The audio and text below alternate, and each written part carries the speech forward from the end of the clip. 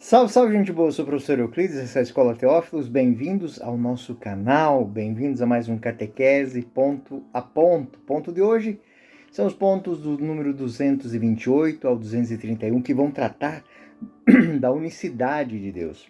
Então, esse tema aqui é muito importante porque é um tema que toca em alguns pontos muito sensíveis da nossa fé e que no decorrer da história geraram muita, digamos assim, muita confusão, né? muita truculência, muita discussão teológica. Então, Deus é uno e único, né? E como é que a Trindade entra nessa lógica, né? Creio em Deus, né? Creio em Deus único. Então, do ponto 228 ao ponto 229, que é em si um resumo de alguns temas, o texto vai nos dizer o seguinte, ponto 228. Escuta, Israel, o Senhor nosso Deus é o único Senhor. O Ser Supremo tem necessariamente de poder ser único, isto é, sem igual. Esse Deus, se Deus não for único, não é Deus. Então isso vai ser uma repercutir Deuteronômio 6 e também Marcos 12. 229. A fé em Deus leva-nos a voltar-nos só para Ele, como a nossa primeira origem, o nosso último fim, e nada lhe referir por nada o substituir. O ponto 230. Deus, ao revelar-se, continua mistério inefável. Se o compreendesse, não seria Deus. Então, é único e insondável. 231. Deus da nossa fé revelou-se como aquele que é. Deu-se a conhecer como cheio de misericórdia e fidelidade. Isso é uma repercussão de Êxodo 34, 6. O seu próprio ser é o verdadeiro amor. Bom, mas em que repercute esses temas no nosso estudo?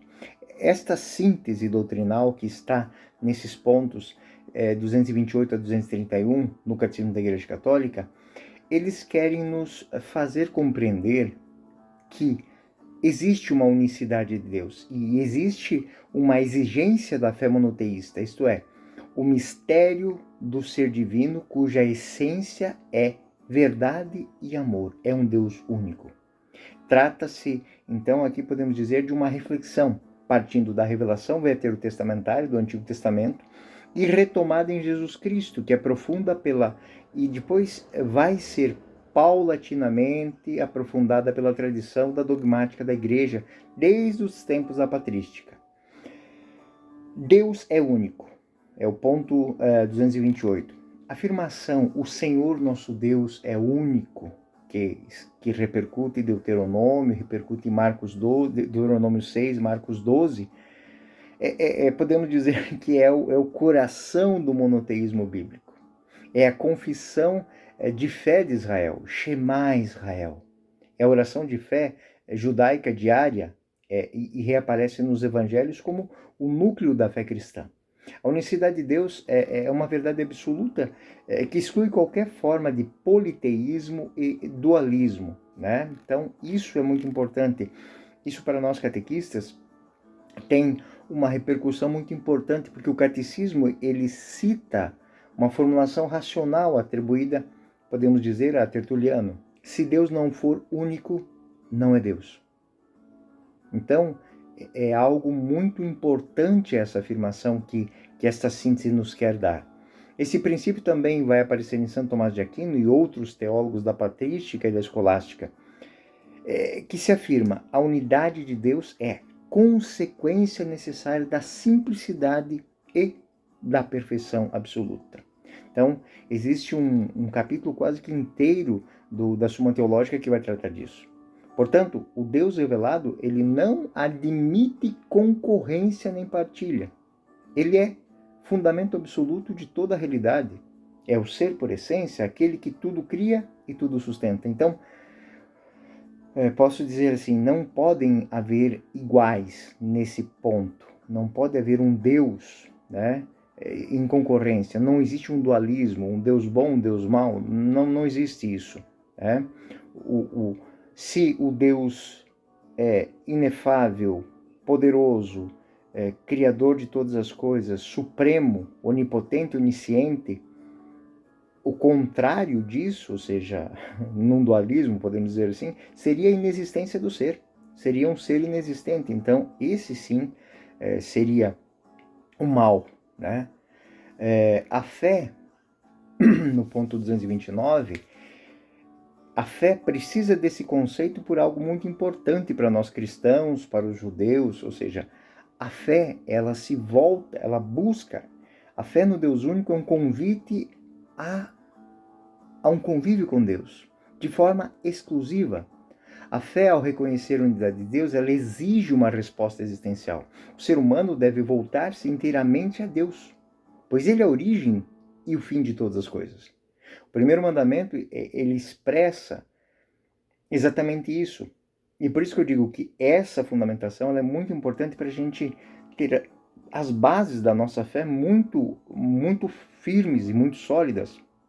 Não terás outros deuses diante de mim. Êxodo 20, versículo 3. Santo Agostinho é muito claro quando ele reafirma isso nas Confissões, no seu capítulo 1. Fizeste no Senhor para ti, e o nosso coração está inquieto enquanto não repousar em ti. Esse movimento da alma humana em direção a Deus, meus caros colegas, é o único fim que exige, que nos faz entender que Deus sendo uno, o resto é ídolo. Abandonar os ídolos, abandonar as seguranças passageiras e colocar-se nas mãos da misericórdia divina. O Concílio Vaticano II, na Gaudium et Spes, alegria e esperança, nos pontos 19 e 21, se não me engano, ele vai reforçar que o homem moderno, mesmo quando nega Deus, ele conserva em si um desejo dele, porque a verdade do homem só se esclarece plenamente em Deus. É o que diz Santo Agostinho: fizeste no Senhor para ti, o nosso coração está inquieto enquanto não repousar em ti. Então, mesmo que eu repouse em Deus, e aí é o que nos vai falar o ponto 230, desculpa, lembra que mesmo mergulhados, mesmo conhecendo, mesmo devotados, ele não deixa de ser mistério. Quando Deus se revela, e aqui eu cito Santo Agostinho novamente, o que se compreende, O que se compreende é aquilo que Deus se revela. Se nós o compreendêssemos totalmente, ele não seria Deus. E expressa bem essa distância ontológica entre Deus e a criatura. Ele é absolutamente transcendente e não pode ser encerrado em conceitos humanos. São Tomás de Aquino, ele tem as definições de Deus, ele tem os meios para se chegar a uma compreensão, mas a experiência profunda de Deus é incomensurável. Desde o Concílio de Latrão, se afirma que o Criador e a criatura, não existe a semelhança tão grande, que não haja uma dissimilaridade ainda maior. Então, por esses dias agora, eu escutei o Papa Leão falando de algo, cuidado aí com a adoração da natureza. A adoração da natureza, a Pachamama, que tem muita gente aí indo atrás, você é a mãe natureza, ela não é Deus. Ela é uma criatura, como eu, como você.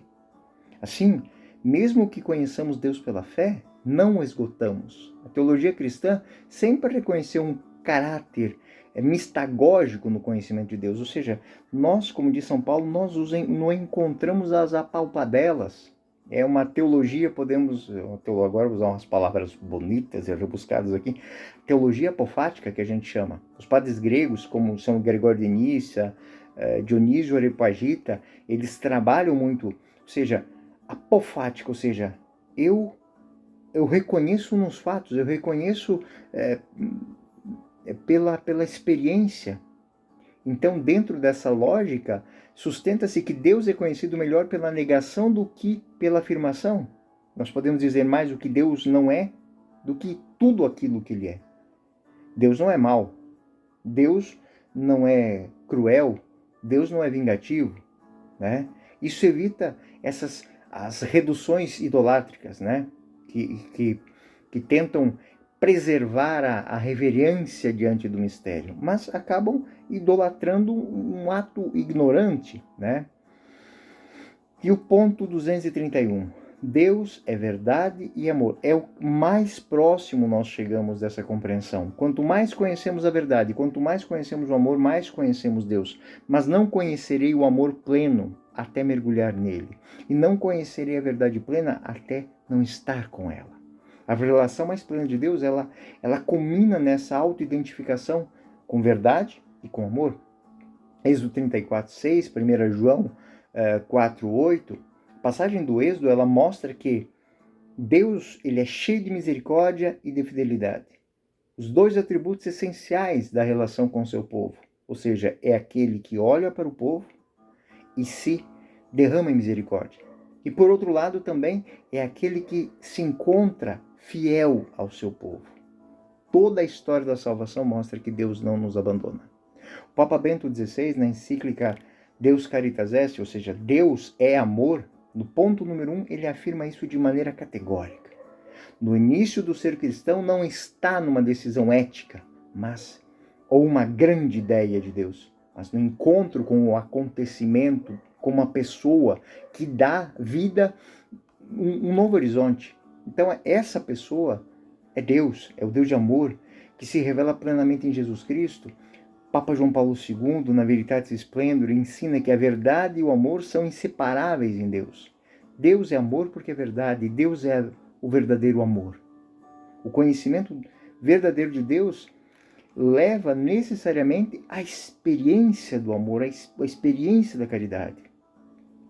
Se eu pudesse citar para os senhores fontes do magistério, existe uma infinidade que vão trabalhar sempre. Santo Agostinho, no De Trinitate, nos sermões, dentro da Sagrada Escritura, Deuteronômio 6, Marcos 12, Êxodo 34, 1 João 4, Apocalipse 22, e todos eles apontam para esse caminho.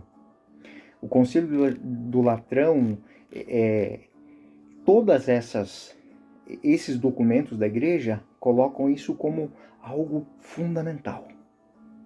Bom, se pudéssemos concluir, e vamos concluir agora esse tema, podemos dizer que a compreensão de que Deus é único, verdade, amor, mistério inefável, deve levar a nós, e nós devemos semear isso entre os nossos catequizandos, entre nós e na nossa vida também, a uma adoração autêntica, a um desapego de toda e qualquer idolatria. Aqui que o Papa Leão está falando agora. Olha, gente, cuidado.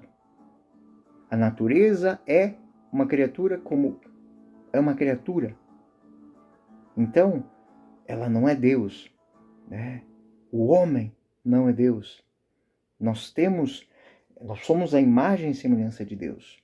Deus criou tudo com amor, mas ele não se identifica com estas coisas, podemos assim dizer. O mais próximo que chegamos de Deus é um homem que ama. Na vida litúrgica, especialmente na profissão de fé eucarística, creio em um só Deus. A igreja reafirma a centralidade absoluta de Deus. Então, na vida moral, isso tem que repercutir.